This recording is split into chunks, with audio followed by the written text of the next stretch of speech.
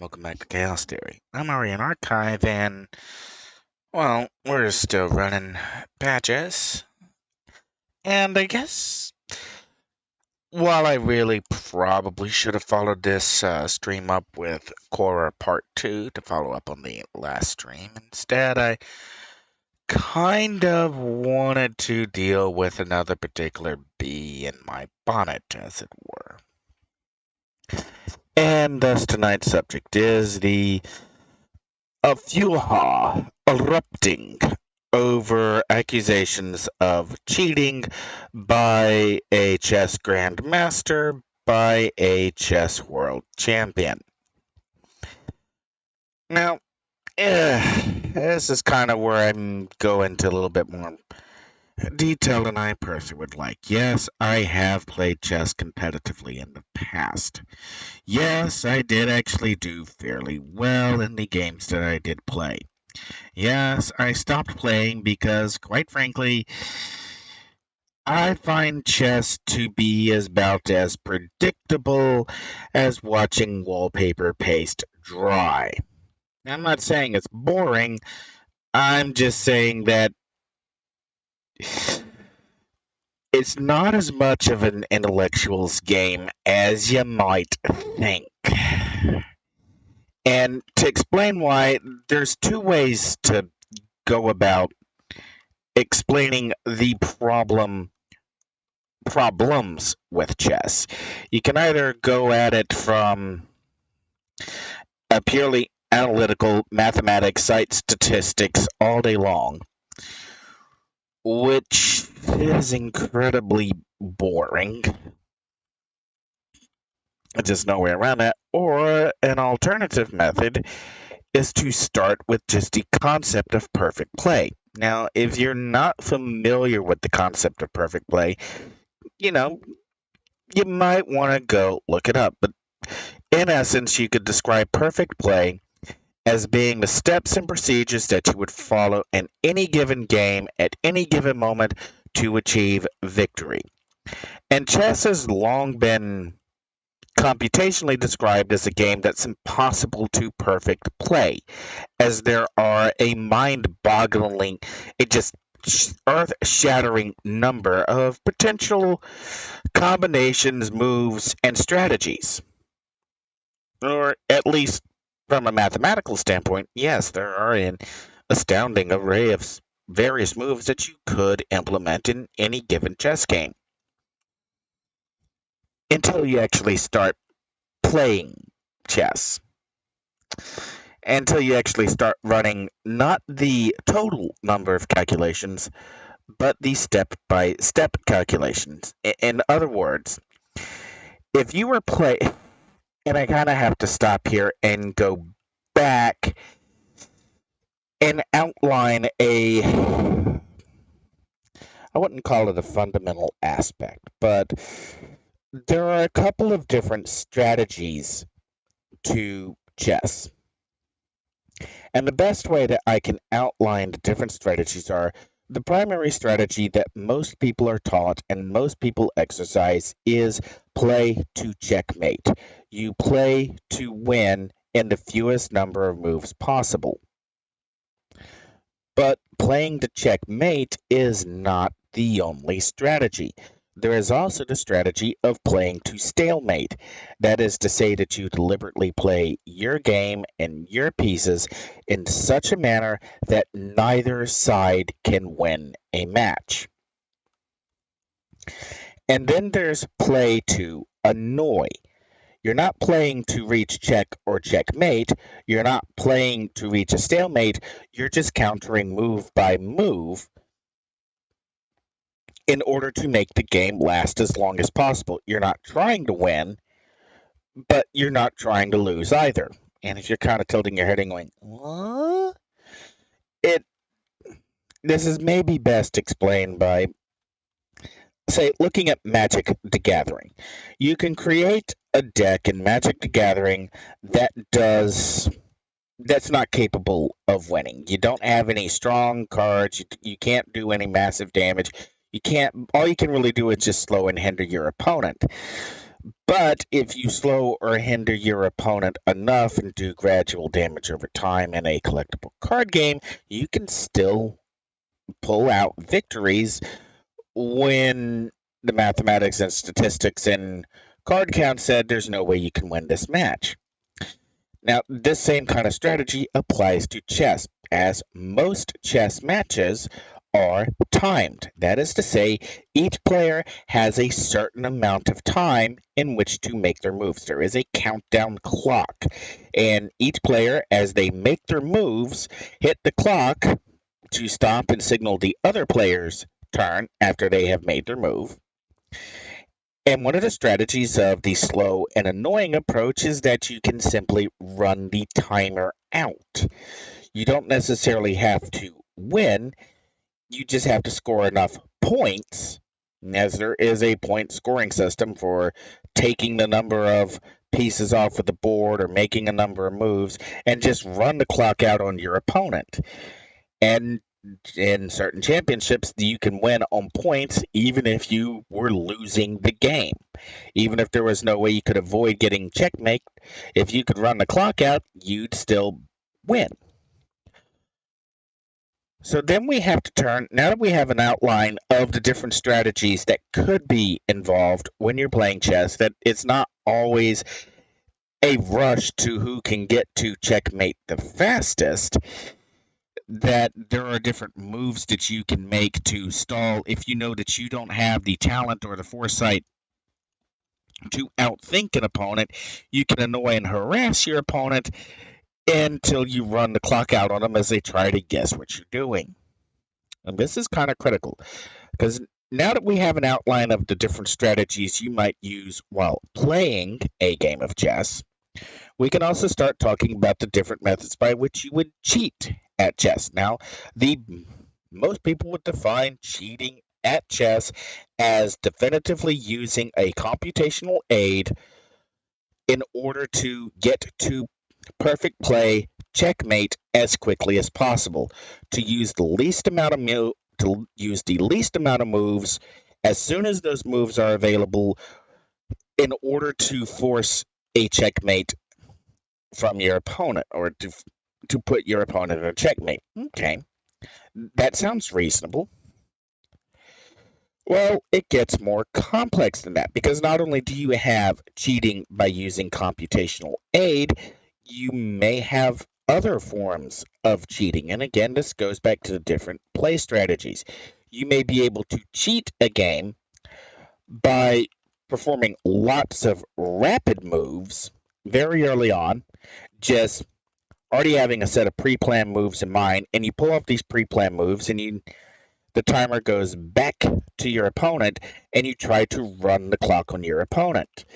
Now, this can be considered competitively a form of cheating, that you are forcing your opponent to use up time to counter or to consider your erratic and unplanned moves, or potentially planned moves, while all you're doing is just trying to give yourself more time late in the game. And that's kind of, some would argue, is not a sportsmanlike way to play the game of chess, to intentionally run out the clock. Okay, and sun's coming up, so we're about to lose the ghost. So get what I can while I can. All right, so what other ways are there to cheat?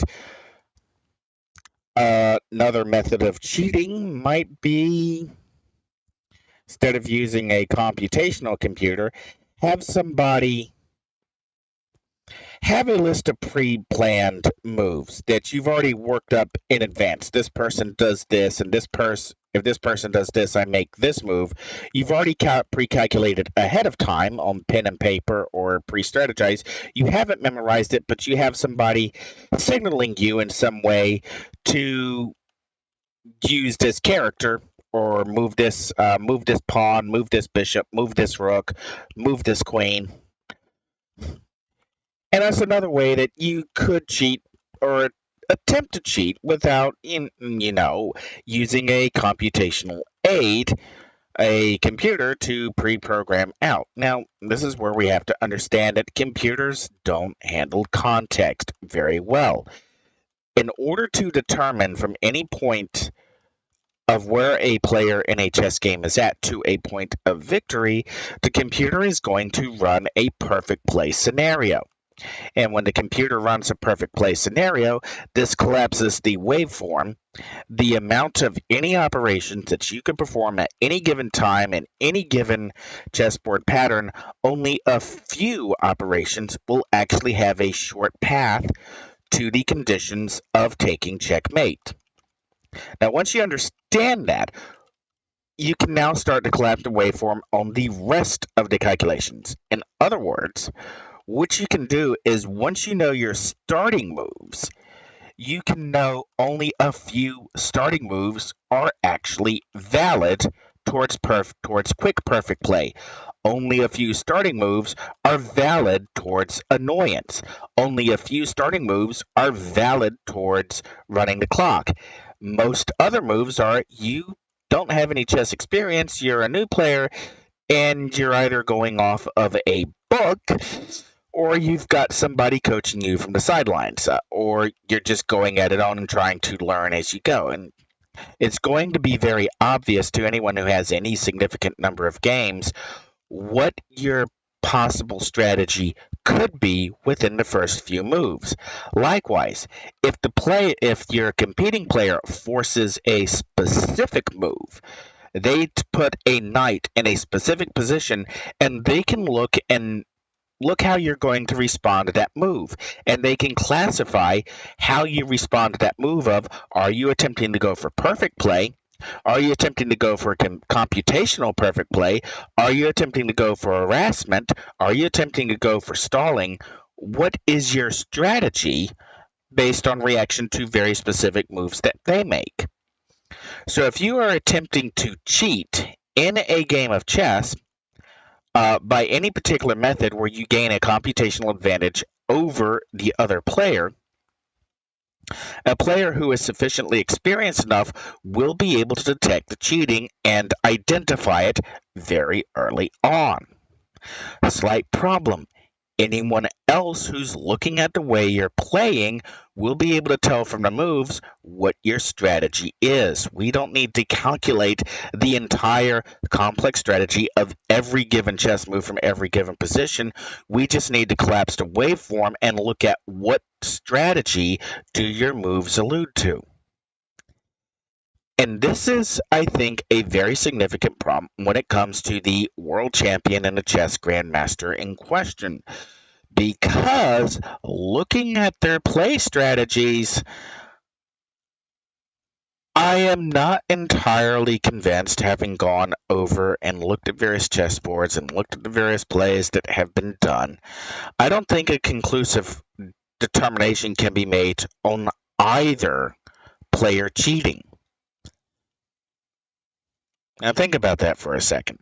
If you're collapsing the waveform, if you're limiting the number of possible moves in any given scenario to trying to fit a behavioral pattern and there isn't one, what does that suggest? Well, for starters, it does not imply cheating. Or it could imply that somebody did cheat and is trying to cover it up. So, which one is more likely to have cheated? Which one has more games played? Which one has more evidence to look at?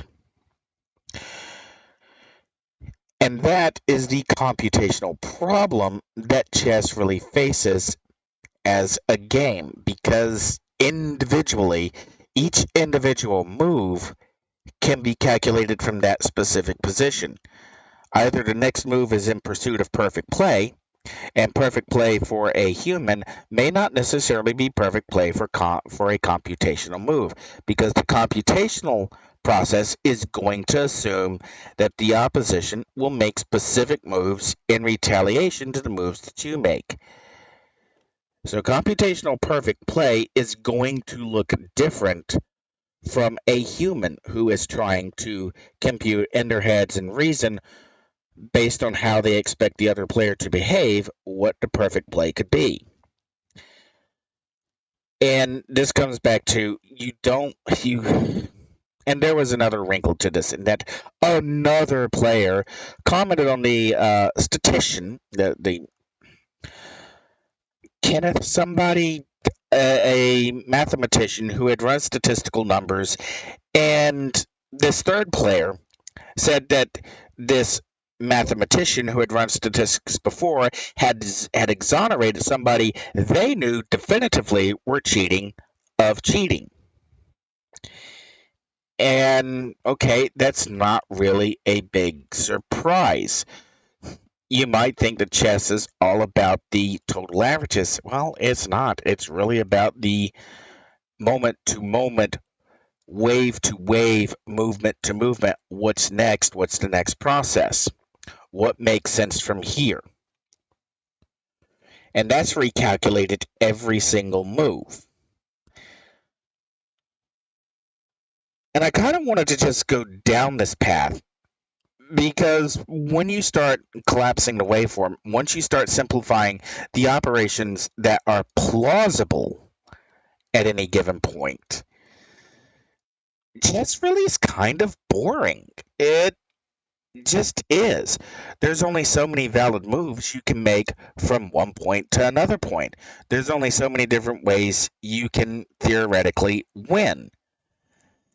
And once you understand that your options are extraordinarily limited for all the possible moves that you can make, very few of them are even remotely applicable towards winning a game. And you can just go back and look over Grandmaster versus Grandmaster, game after game after game, and you see gambits, you see this person sacrificing this pawn or this, and you start doing a computational, well, how many of these were the same move sets over and over, or how many of these were the same strategy, going towards perfect play or going towards harassment or going towards annoyance from any specific point?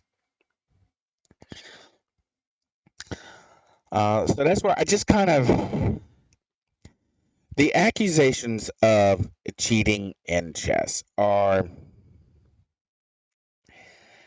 and again, I find myself having to delve into metadata.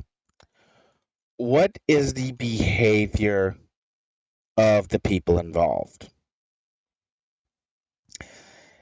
And since I really don't care about the overseeing body of chess, and I don't really care about playing chess games, and if I'm going to play a game, I want to play something that's at least entertaining or something that's at least mentally challenging.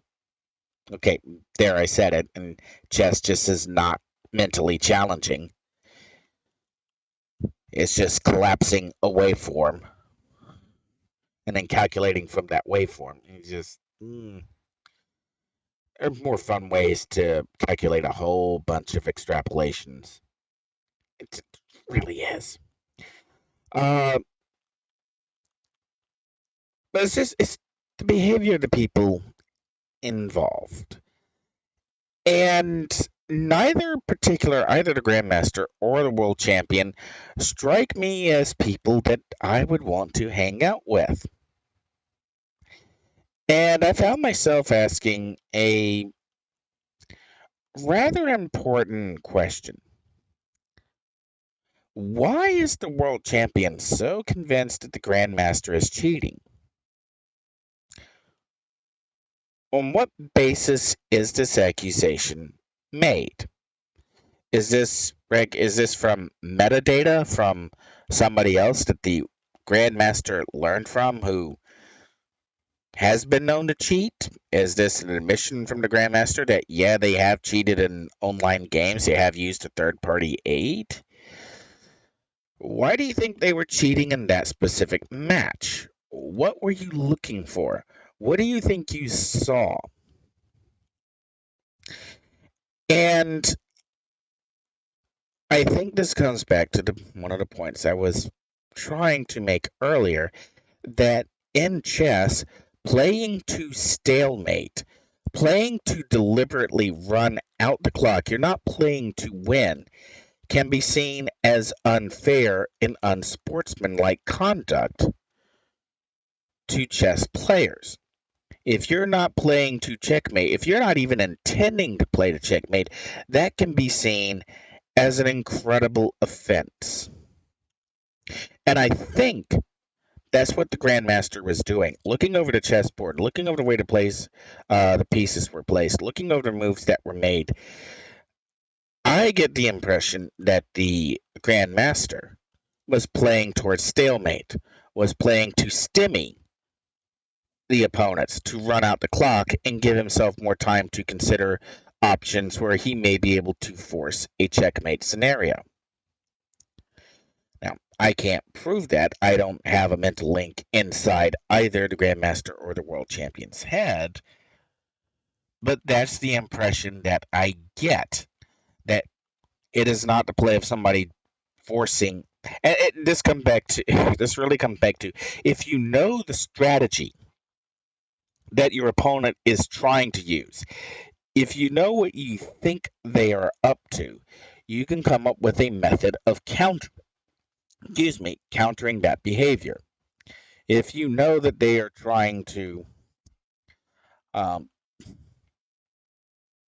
if you know that your opponent is trying to stymie you, you might try to stymie them back. Instead of making moves where you make gambits, you fall back and force the other player to come to you.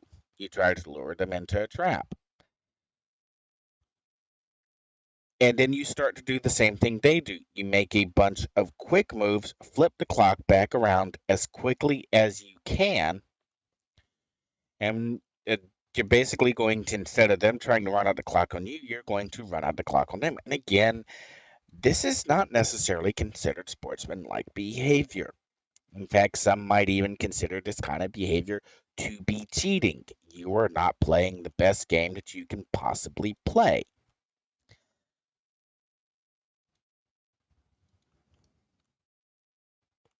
Again, I don't have proof.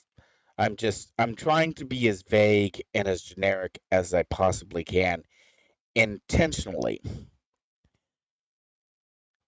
And this is largely due to, if you start detailing specific move by move of how you would use this move to create this scenario and stall your opponent, because now they have to consider these particular moves where if they move this way, they might be moving into trap, or they move this way, they might be doing something else, where you're forcing your opponent, you're basically creating more choices, more potential waveforms for your opponent to consider, rather than making a move that definitively captures a piece or moves the progression of your board forwards.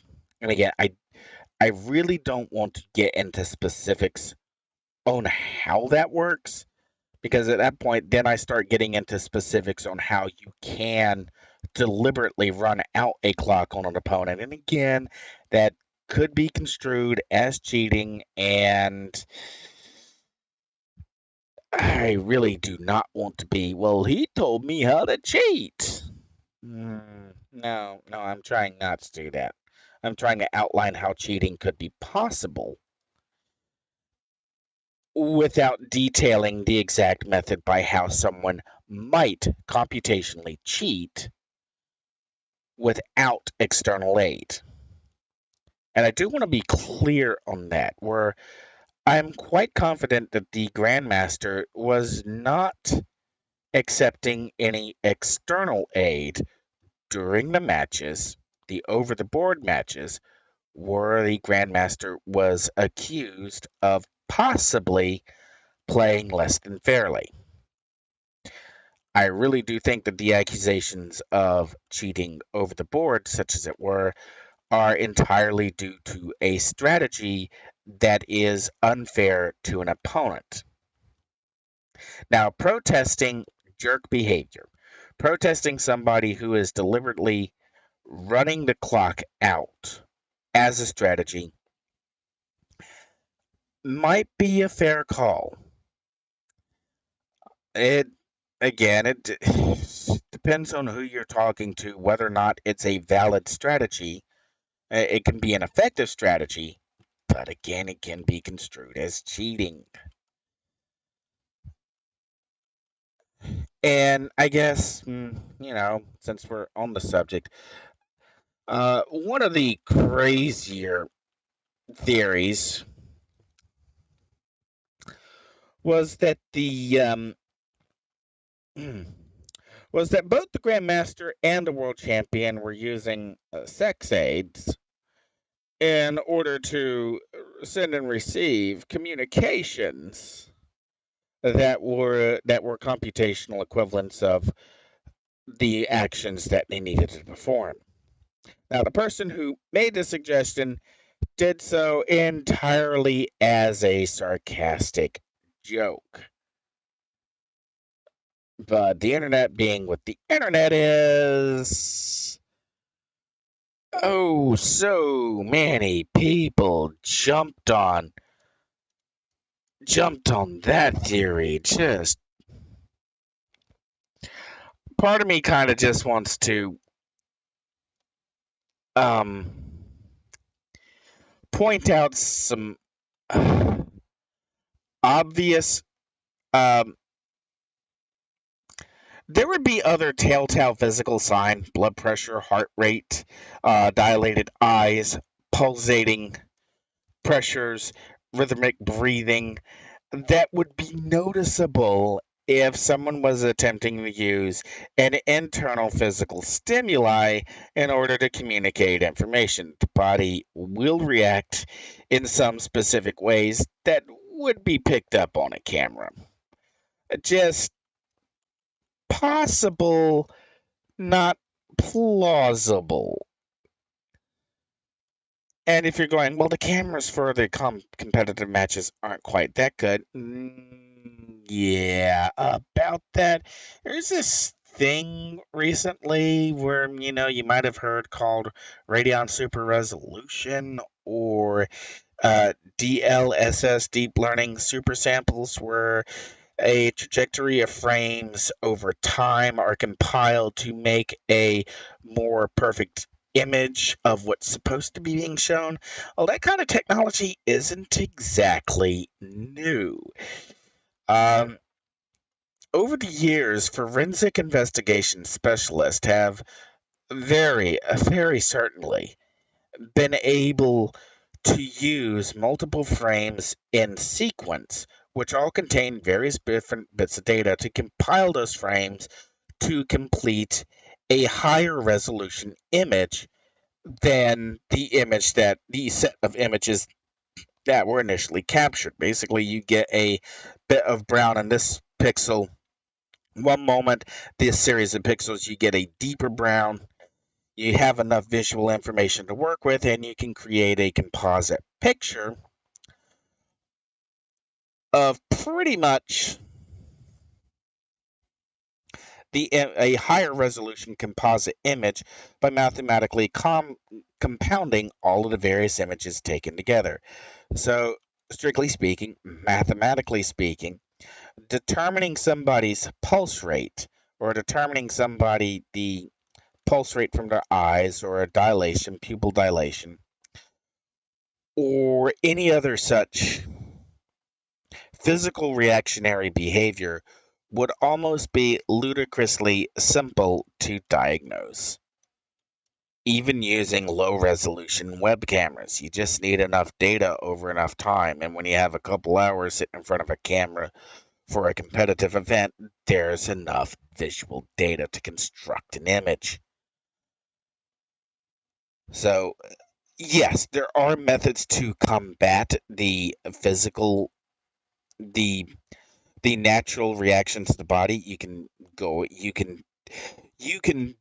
biohack to a certain extent, teach yourself to ignore stimulations of any particular kind. I mean, it's not likely, but it is technically possible.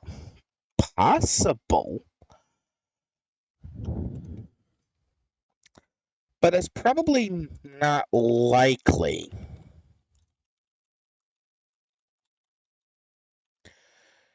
Or at least it's not is not plausible is the best way that I can frame it. It would be very difficult to disguise or hide a series of physical reactions to an internal stimuli for any significant length of time. Is just not to sit in front of a camera. And it's not something you could just practice enough times. No, there would be telltale signs. And uh, so it was just such a crazy theory. I almost couldn't believe that anybody was going to take it seriously. But then again, this is the internet we're talking about. So, of course, some people took it seriously without taking a moment to, well, consider reality, if you will. All right. So, I guess what it kind of. I was so flabbergasted, I guess, by the accusations of cheating at such a quote unquote high level of play as the kind of thing that would draw the attention of forensic investigators, of someone who's, yeah, how did Feed have the FID something? How did they put it? Their fair play investigation team. And this is something again where you really come into more casino security. Seriously, not dead. Just go down. Thank you. And it's even been referenced in, well, slopular culture. The Ocean's 13 makes a big deal about how an artificial intelligence of a sort is able to track and measure various physical responses. Now, while it's kind of played up for the stakes of a movie, that kind of physical monitoring from an extended distance is not that implausible. It could theoretically, even with 2012 tech, maybe have been pulled off with high enough resolution cameras pointed in exactly the right direction. Not as implausible, uh, but it is worth noting that the movie, out of an attempt to remain fictional, uh, did not go into detail, deliberately avoided the detail of how the information could be used in such a way as to make a determination of whether or not a play is expected or was legitimately random and a surprise. And as we've learned recently, who is it? Zepp Amazfit has recently demonstrated that with the correct light sensing equipment at a close range, with a wrist device, they can measure things such as blood pressure optically to within a specific delta of a delta plus or minus. So the idea and the tech, again, it's not new. It's been out there. It's applying it in such a circumstance to reach a particular verdict where it is definitively unusual to say the least.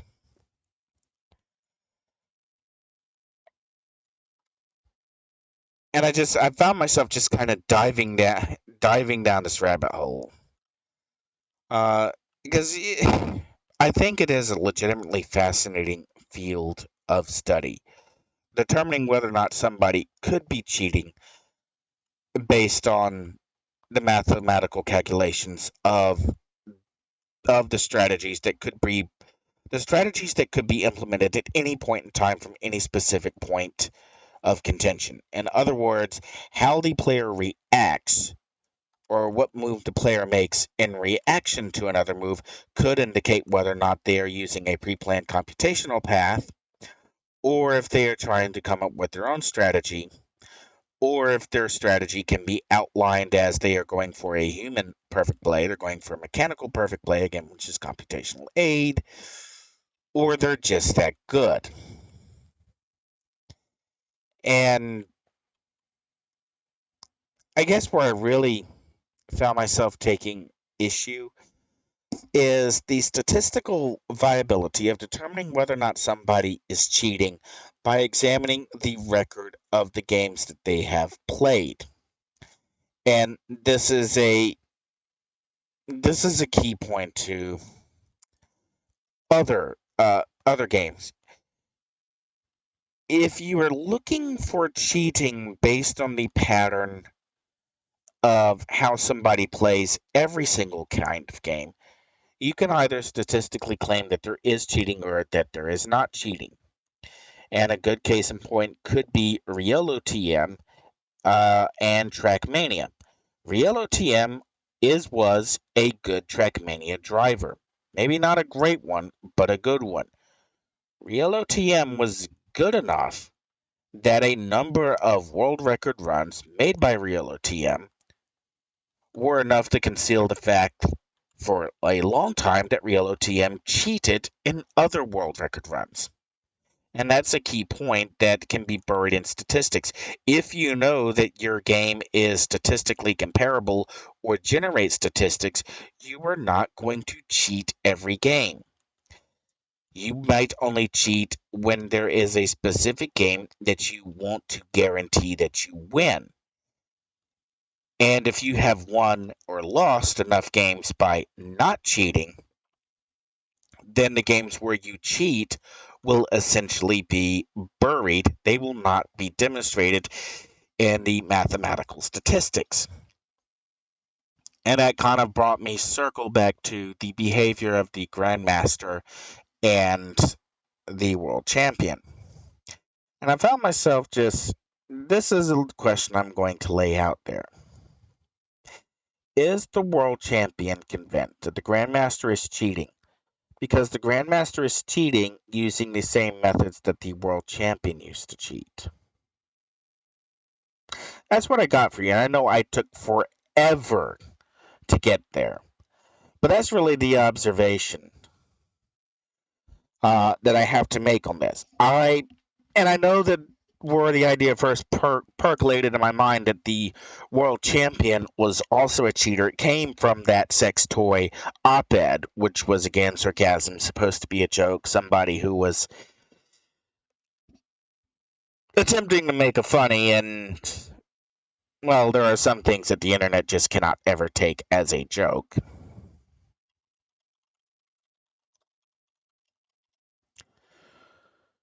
This always got to take it to a far end and extreme. But that's where I really wanted to go down with this, where to loop back around to the statistical behavior, burying how things are done, outlining the different strategies of how at any given stage the type of move that a player makes could indicate what strategy or lack of strategy that they are implementing have or don't have.